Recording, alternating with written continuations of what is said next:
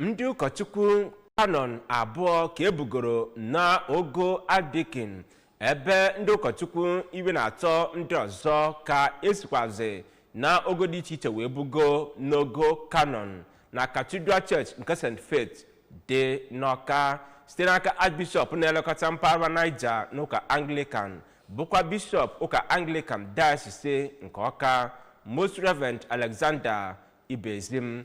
Ndị ụkọchukwu a tutu ebugosi ha n'ọkwa ọhụrụ adịgasị iche iche ka ebugodi ụzọ wee gbara n'anwụ ihe dum bụ oke na ọrụ chere ha n'iru n'oche ọhụrụ a ha na-abanye n'ime ya ọkasị imezu ọchịchị obi nke ya bụ diocese gbadoro okwu kpọmkwem na mgbasa oziọma nke Chineke.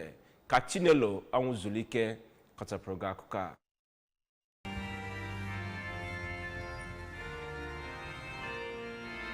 Mgbe edunyechara ha n'ihe ọlụ ka ha ghara ị na-ebi ndụ mmetọ nakwa mpụ dị iche iche nke onye chanselọ nke dayọsis ahụ bụ Justice O.J. Okeke kwuru. Ka ọ na-ekwu okwu na mmemme ahụ, Archbishop Ibezim dọrọ ha ka ha na-ekwusa okwu Chineke ma wechata ndị nke nọ na ọchịchị n'ebe Kraịst nọ. N'okwu ozi ọma ya, onye Methodist Bishop Ọka bụ Right Reverend Onyekachi Nwakama dụkwara ndị ahụ eduru n'iyi ọrụ ka ha na-akpa ezi akparamagwa ma na-alụsịkwa ọrụ Chineke ka o wee bawanye.